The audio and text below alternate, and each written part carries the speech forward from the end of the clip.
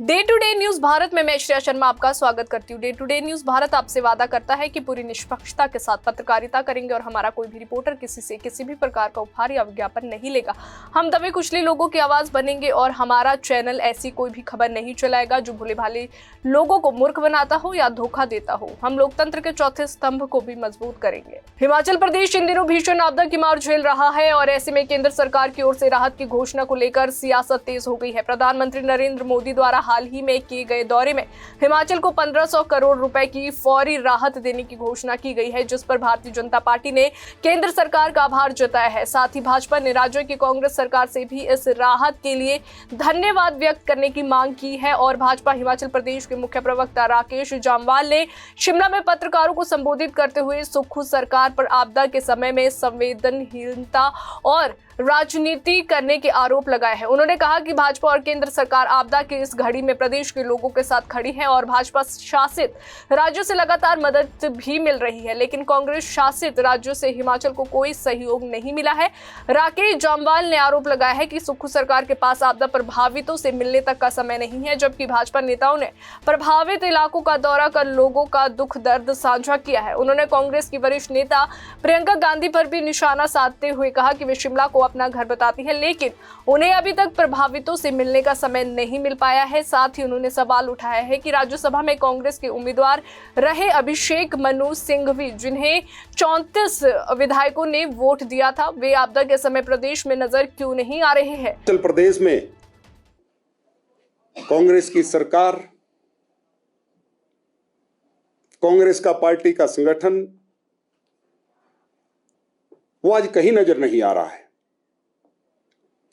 इस आपदा की घड़ी में प्रदेश की सरकार अपने दायित्वों से बचते हुए सारा दोषारोपण केंद्र पर करने का काम कर रही है। केंद्र से मोदी जी का दौरा हुआ, मोदी जी ने 1500 करोड़ रुपए की घोषणा की, पैकेज की। उसका प्रदेश की सरकार को जहां धन्यवाद करना चाहिए था, कांग्रेस पार्टी को धन्यवाद करना चाहिए था, वहीं इनके नेता गली मोहल्ले में घूमकर उसकी भी आलोचना कर रहे हैं, अपने दायित्वों से बच रहे हैं। जहां भाजपा शासित प्रांतों ने आर्थिक रूप से भी हमारी हिमाचल की मदद की, वहीं राहत सामग्री के रूप में भी मदद कर रहे हैं, वहीं कांग्रेस शासित प्रांतों से हिमाचल को कितनी मदद आई, आज ये भी एक प्रश्न है। चाहे 2 प्रांतों में, 3 प्रांतों में इनकी सरकारें हों, और भारतीय जनता पार्टी हिमाचल प्रदेश में भी पूरा संगठन इस आपदा की घड़ी में जनता के साथ खड़ा है, वहीं कांग्रेस का संगठन कहीं पर नजर नहीं आ रहा है। पिछले 3 दिनों से नेता प्रतिपक्ष जयराम ठाकुर जी और पार्टी के प्रदेश अध्यक्ष डॉक्टर बिंदल जी चंबा, जहां पर अभी तक सड़कें बहाल नहीं हुई है, उस क्षेत्र में भी पैदल चलकर जनता के बीच में जाकर जहां उनका दुख दर्द बांट रहे हैं, वहीं उनकी मदद, राहत सामग्री भी उनको बांट रहे हैं।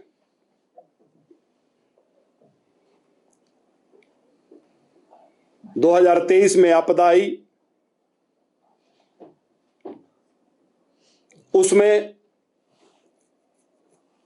वर्तमान की हिमाचल सरकार ने जो घोषणा की, 4500 करोड़ रुपए के पैकेज की उसमें घोषणा की। लोगों को कहा कि 1.5 लाख रुपया आवास बनाने के लिए प्रधानमंत्री आवास योजना में, मुख्यमंत्री आवास योजना में आता था, लेकिन हम 7 लाख रुपए देने की घोषणा करते हैं।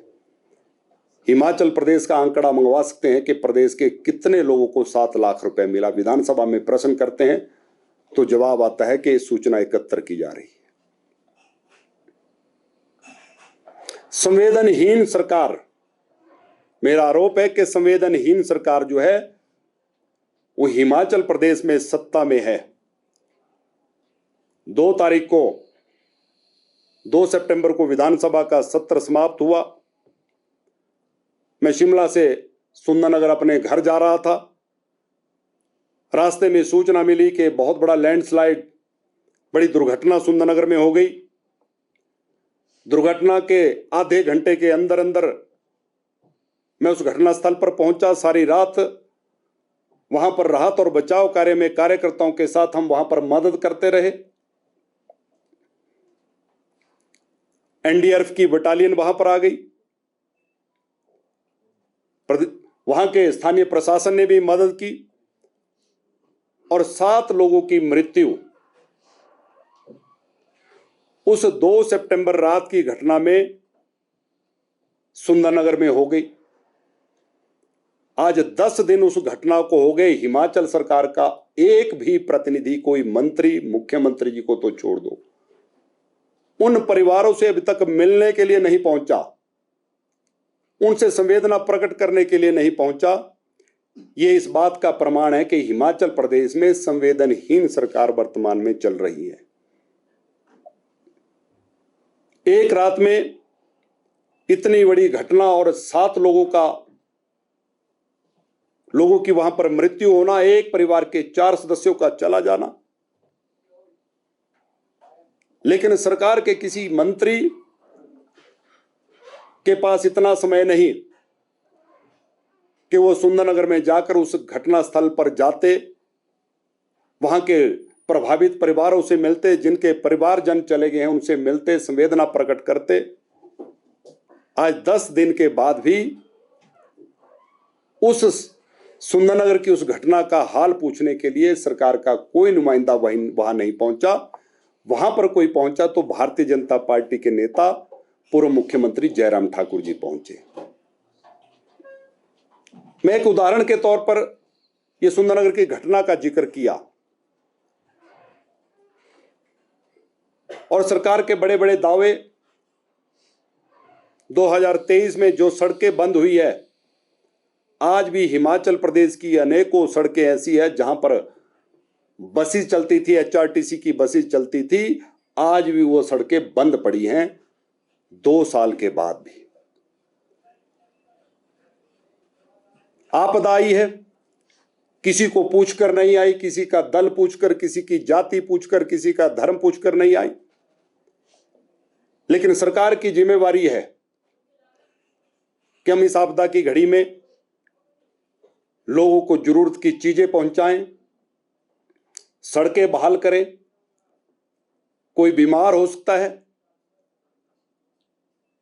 आजकल सेब सीजन है, फसलों का सीजन है, लाहौल स्पीति का मटर, कुल्लू का सेब,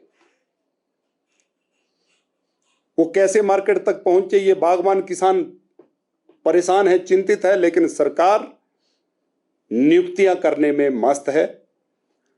और मेरा हिमाचल की सरकार, कांग्रेस की सरकार पर आरोप है, हिमाचल की कांग्रेस पार्टी पर आरोप है कि ये संवेदनहीन पार्टी है। आपदा की घड़ी में भी राजनीति करने का अवसर जो है कांग्रेस पार्टी हमेशा ढूंढती है।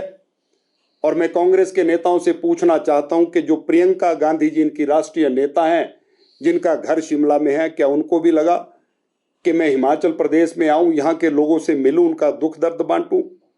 मनु सिंघवी जी, कांग्रेस के बड़े नेता, दिल्ली से चलकर यहां पर राज्यसभा का चुनाव लड़ने के लिए आए, लेकिन एक बार भी उनको लगा कि मैंने हिमाचल प्रदेश में राज्यसभा का चुनाव लड़ा, मुझे 34 वोट वहां के विधायकों ने दिए कांग्रेस के, मैं वहां पर जाऊं, लोगों से मिलूं, हिमाचल सरकार की मदद करूं? लेकिन सरकार भी संवेदनहीन है और ये पार्टी भी संवेदनहीन है। ये मेरा कांग्रेस पार्टी पर आरोप है। अभी के लिए फिलहाल इतना ही। देश और दुनिया की ताजा खबरें जानने के लिए देखते रहिए day to day news Bharat और इस चैनल को लाइक और सब्सक्राइब करना ना भूलें।